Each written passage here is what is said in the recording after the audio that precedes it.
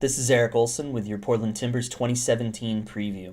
After not making the playoffs last season after winning the Cup in 2015, the Timbers have done a pretty large revamp in their roster. While Fernando Adi is still starting at striker, we have offloaded Lucas Milano, our designated player right winger. Lucas is back in Argentina, playing for his hometown club Belgrano on loan this season. Replacing him is fellow Argentine Sebastian Blanco, who joins us from San Lorenzo. You might remember Blanco from his 5 appearances for West Brom in the 2014-2015 Premier League season. Diego Valeri will be our number 10 once again this year, and Darlington Nagbe will take up his preferred position on the left wing. Behind Valeri in the midfield, Diego Chara returns. He of the most fouls in Major League Soccer for the last 3 seasons, I believe. And if you don't like Diego Chara and his style of play, then you're going to hate his new midfield partner, David Guzman, who Costa Rican international who joins the Timbers from Deportivo Saprissa. What you're going to see out of this midfield is Guzman playing more of a 6 role while Chara will be more of a box-to-box 8. Guzman is known for a strong tackle and also for a pinpoint pass. You're going to see the Timbers pick up the defense higher up the pitch this season than in previous years because Chara will have a license to roam around the field much more, and Guzman is such a stout defender that he too will be playing higher up the pitch. Our back line is still up in the air. While we do have Alvis Powell as right back returning, the Jamaican international, and Premier League legend Liam Ridgewell anchoring as center back, we're not quite sure who is going to be playing center back next to Ridgewell, since Nat Borchers, he of the best beard in football, retired after tearing his Achilles last June in a match against the Galaxy. We have freed up allocation money, both general and targeted, to acquire that new center back. So he should be a pretty high-level player. At left back, we have Vytautas Andriuškevičius, who joined the team mid-season last year. He is a Lithuanian international who is quite the character. He is someone you should check out on Instagram. It is Vytas. Vytas.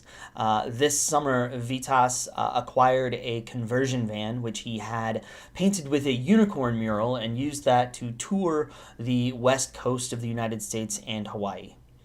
And that is quite possibly the most Portland thing I have ever said in my entire life.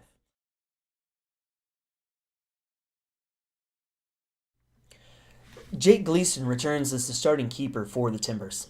This season, he will be challenged for the first spot by Jeff Attinella, formerly Nick Ramondo's backup at Real Salt Lake. The Timbers acquired Attinella in quite possibly the most convoluted way possible. So, grab some popcorn, here we go.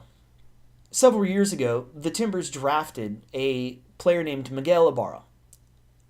Ibarra did not make the Timbers roster, was released, and was signed by Minnesota United, a second division team playing in the NASL.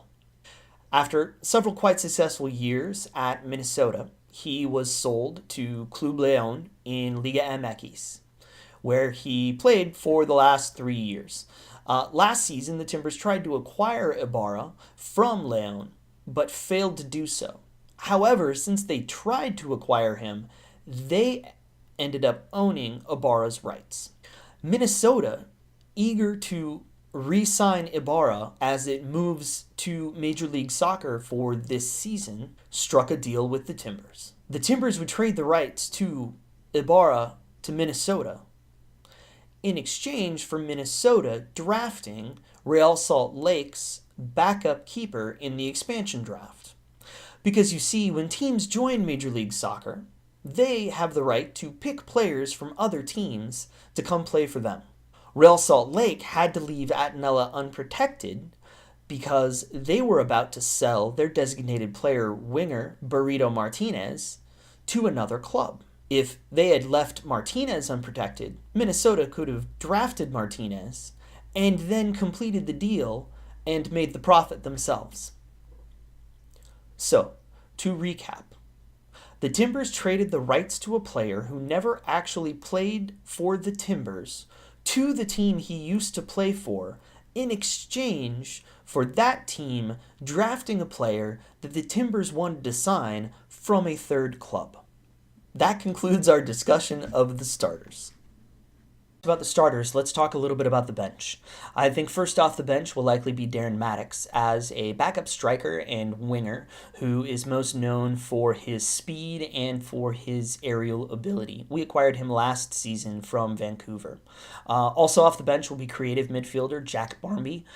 Jack primarily plays either on the left or in the center of the pitch as a number 10. We acquired him last year from Leicester City, and he came up in the Manchester United youth program.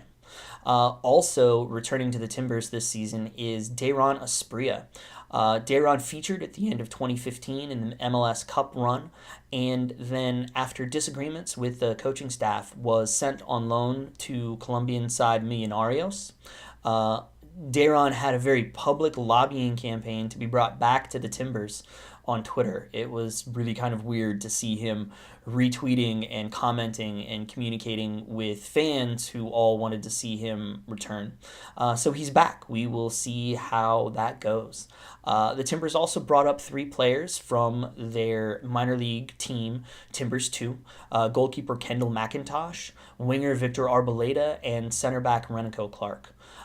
Clark will likely be the future at center back. I think that the player that we're going to bring in to start next to Ridgewell will be probably the featured center back moving forward, and Clark will take over for Ridgewell over the next 2 seasons.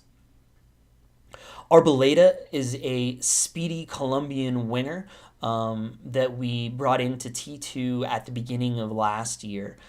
So between Maddox, Arboleda, and Asprilla, you're going to see a lot of speed coming off the bench, which I think will be most likely used when we are up a goal and are looking to score on the counter while playing a little bit deeper defensively.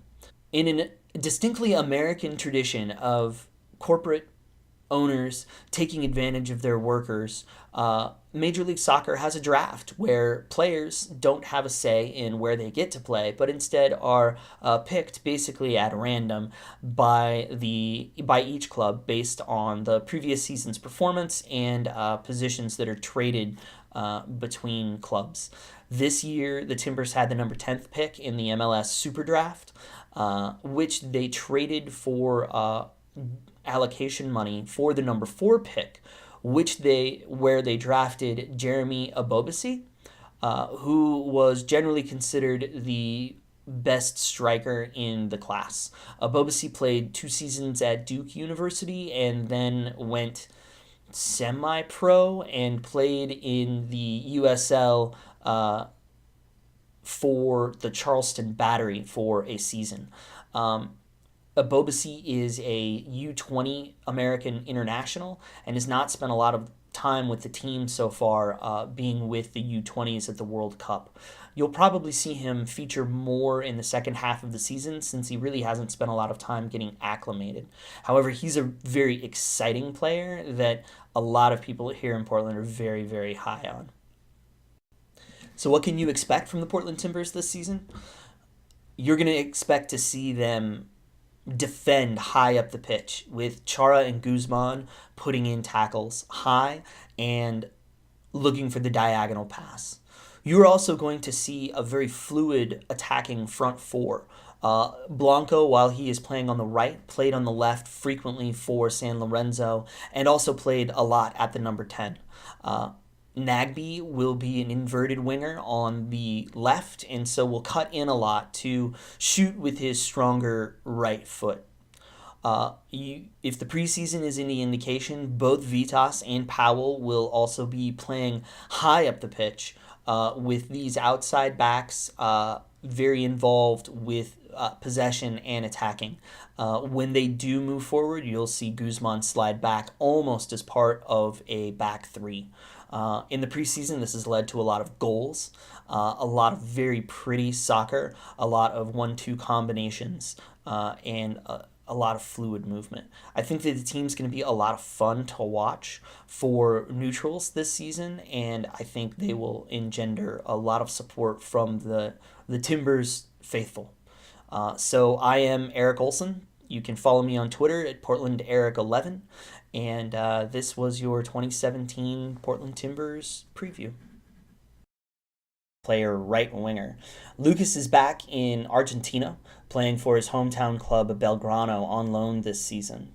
Replacing him is fellow Argentine Sebastian Blanco, who joins us from San Lorenzo.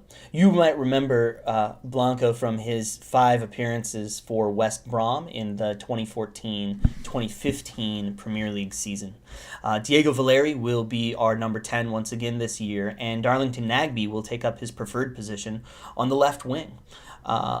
Behind Valeri in the midfield, Diego Chara returns. He of the most fouls in Major League Soccer while Chara will be more of a box-to-box 8. Guzman is known for a strong tackle and also for a pinpoint pass. You're going to see the Timbers pick up the defense higher up the pitch this season than in previous years because Chara. This is Eric Ohlsen with your Portland Timbers 2017 preview. After not making the playoffs last season, after winning the Cup in 2015, the Timbers have done a pretty large revamp in their roster. While Fernando Adi is still starting at striker, we have offloaded Lucas Milano, our designated for the last 3 seasons, I believe. And if you don't like Diego Chara and his style of play, then you're going to hate his new midfield partner, David Guzman, who Costa Rican international who joins the Timbers from Deportivo Saprissa. What you're going to see out of this midfield is Guzman playing more of a 6 role